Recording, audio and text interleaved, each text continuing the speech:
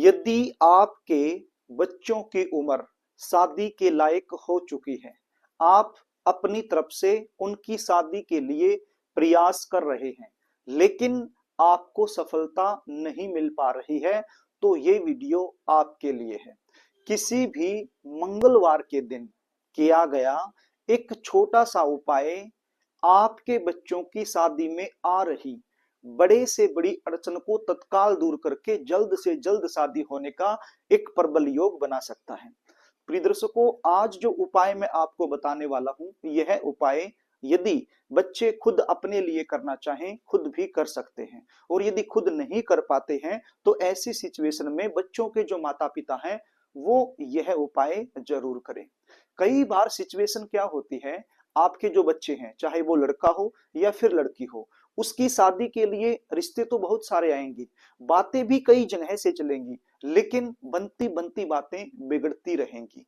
कोई भी रिश्ता फाइनल तक नहीं पहुंच पाएगा, बीच में ही ब्रेक हो जाएगा। देखने वाले आएंगे, देखकर चले जाएंगे, लेकिन किसी भी प्रकार का पॉजिटिव रिप्लाई सामने से आपको मिल नहीं पाएगा। आप इंतजार करते रहोगे, कुछ ऐसे रिश्ते आएंगे जो आपके लेवल के नहीं है। सीधी सी बात है, आपके बच्चे मना कर देंगे। और कोई ऐसा रिश्ता जो बिल्कुल आपके लेवल का है, आपके बच्चे भी वहां करना चाहते हैं, लेकिन वो रिश्ता सामने से पक्का नहीं हो पाएगा। जबकि आपके बच्चे दिखने में सुंदर हो सकते हैं, अच्छी खासी उनकी जॉब हो सकती है, या फिर अपना खुद का व्यवसाय हो सकता है। भगवान की कृपा से आपका बैकग्राउंड भी काफी अच्छा हो सकता है। इतना कुछ होने के बाद भी यदि शादी में लगातार देरी बनी रहे, तो ऐसी सिचुएशन में बच्चे तो परेशान होते ही हैं, लेकिन बच्चों से कहीं ज्यादा परेशान माता पिता हो जाते हैं। तो प्रिय दर्शकों, इस प्रकार की परेशानी यदि आप झेल रहे हैं, तो चिंता करने की आवश्यकता नहीं है। उपाय बता रहा हूं, इसको ध्यान से सुन लीजिए। उपाय बताऊं इससे पहले आपसे निवेदन करना चाहूंगा, यदि आप चैनल पर नए हैं और अभी तक आपने इस चैनल को सब्सक्राइब नहीं किया है, तो मुझसे लगातार जुड़े रहने के लिए अभी इस चैनल को सब्सक्राइब कर लीजिएगा और बेल आइकन को भी प्रेस करके रखिएगा, ताकि हमारी आने वाली जो भी नई वीडियो है वो आपको आसानी से मिलती रहे। तो प्रिय दर्शकों, किसी भी मंगलवार के दिन आप ये उपाय कर सकते हैं। सुबह से लेकर शाम तक किसी भी समय आप कर सकते हैं, या तो सुबह कर लीजिए या शाम को कर लीजिए। करना क्या होगा, आपके आसपास कोई ऐसा मंदिर होना चाहिए जहां पर हनुमान जी की ऐसी प्रतिमा रखी गई है जिसके ऊपर सिंदूर चढ़ाया जाता है। आप समझ रहे हैं, सिंदूर चढ़ाया जाता है जिस प्रतिमा पर, ऐसी प्रतिमा आपको खोजनी है, ढूंढनी है। आपके आसपास मंदिर है, उसमें आपको जरूर मिल जाएगी।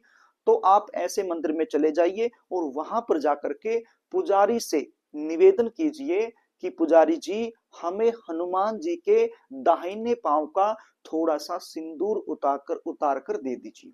तो पुजारी आपको सिंदूर उतार कर दे देगा। और यदि पांव से वो सिंदूर उतार कर नहीं दे रहा है, तो फिर पहले से उतरा हुआ सिंदूर वहां पर जरूर आपको मिलेगा। तो वहां जो पहले से उतरा हुआ सिंदूर है, उसमें से भी आप थोड़ा सा लेकर आ सकते हो। और यदि दाहिने पांव का सिंदूर आपको मिल जाए विशेष रूप से, तो बड़ी अच्छी बात है। आप जब निवेदन करोगे, रिक्वेस्ट करोगे पुजारी जी से, तो आपको आसानी से वो दे देगा। तो थोड़ा सा सिंदूर आप ले आइए। ये देखिए, नहा धोकर आपको जाना है। आप सुबह कर रहे हो या शाम को कर रहे हो, आपकी इच्छा है। जब आप मंदिर में सिंदूर लेने के लिए जा रहे हैं, तो नहा धो करके आपको जाना है और सिंदूर लेकर अपने घर में चले आना है। अब आपके पास एक नारियल भी होना चाहिए। अब नारियल यहाँ पर पानी वाला भी हो सकता है, बजने वाला भी हो सकता है। कोशिश यही करो कि पानी वाला नारियल आपके पास होना चाहिए।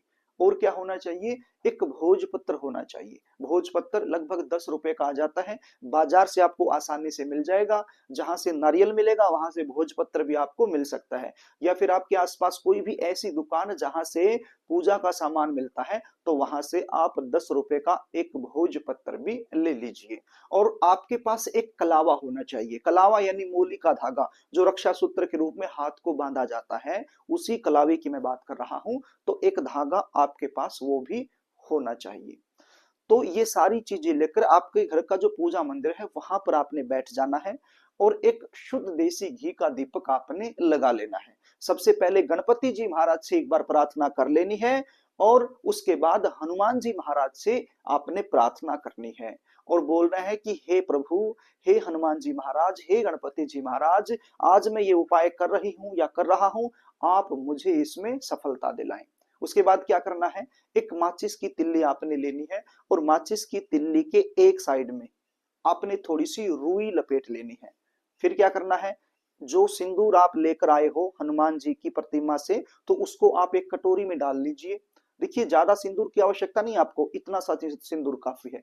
तो एक कटोरी में उसको डाल लीजिए और उसमें थोड़ा सा गंगा जल या फिर नॉर्मल जल या फिर चमेली का तेल यदि आपके पास है तो वो उसमें थोड़ा सा मिला लीजिए, उसका थोड़ा सा घोल बना लीजिए। और अब इस सिंदूर की सहायता से भोजपत्र पर आपने लिखना है। क्या लिखना है, सबसे ऊपर की साइड में लिखना है शुभ विवाह। क्या लिखना है, शुभ विवाह। उसके नीचे बच्चे का नाम लिखना है, लड़का है तो लड़के का नाम, लड़की है तो लड़की का नाम, तो वो नाम लिख देना है। और उसके नीचे बच्चे की उम्र लिख देनी है। वर्तमान समय में जो उम्र चली हुई है बच्चे की, वही उम्र आपने लिख देनी है। सपोज कीजिए आपका जो बच्चा है वो 25 साल का हो गया है, 26वें साल में चला हुआ है तो 26 लिखना है। यदि 28 का हो गया है, 29वें में चला हुआ है तो 29 लिखना है। 30 का होकर के 31वें में चला हुआ है तो 31 लिखना है। मतलब जिस भी उम्र में वर्तमान समय में चला हुआ है वही उम्र आपने लिख देनी है। और यदि फिक्स डेट ऑफ बर्थ आपके पास नहीं है तो फिर आप आईडी से देख लेना कि आपका बच्चा वर्तमान समय में कौन से साल में चला हुआ है, तो वो भी आप लिख सकते हो। तो ये चीजें आपने लिखनी है। लिखने के बाद आपने इस भोजपत्र को फोल्ड करना है, इस भोजपत्र को फोल्ड करना है। और 21 रुपए भी आपके पास होने चाहिए। कितने होने चाहिए, 21 रुपए।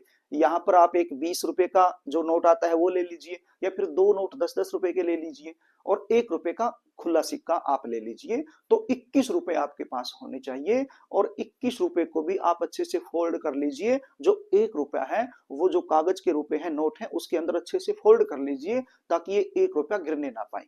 अब देखो आपके पास क्या क्या है, एक तो नारियल है, एक ये भोजपत्र है जिसके ऊपर आपने लिख दिया, और एक ये 21 रुपए है। तो आपने ये भोजपत्र और 21 रुपए इस नारियल के पास रखकर ऊपर से कलावा बांध देना है।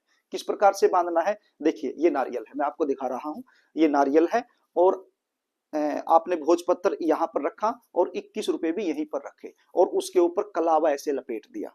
यानी कि भोजपत्र और 21 रुपए को आपने नारियल से बांध देना है, कलावे की सहायता से अच्छे से बांध देना है ताकि ये गिरने ना पाए। आप समझ रहे होंगे, 21 रुपए और ये भोजपत्र आपने नारियल को बांध देना है। किसकी सहायता से, कलावे की सहायता से अच्छे से आपने बांध देना है। अब इस नारियल का क्या करना है, जिसके ऊपर ये भोजपत्र और 21 रुपए बंध गए हैं, तो अब इस नारियल का क्या करना है। अब इस नारियल को आपका जो बच्चा है, चाहे वो लड़का हो या लड़की हो, उसके माथे से एक बार टच करवा लेना है, छुआ लेना है। और यदि बच्चे घर में नहीं है तो बच्चों का फोटो घर में होगा तो फोटो से एक बार इसको टच करवा लेना है। और यदि बच्चे खुद कर रहे हैं यह उपाय तो अपने माथे से टच कर लेना है। अब माथे से टच करने के बाद ये नारियल लेकर उसी मंदिर में चले जाना है जिस मंदिर से आप सिंदूर लेकर आए थे। आप समझ रहे हैं, ये सारी क्रिया करने के बाद ये नारियल लेकर उसी मंदिर में जाना है जिस मंदिर से आप सिंदूर लेकर आए थे।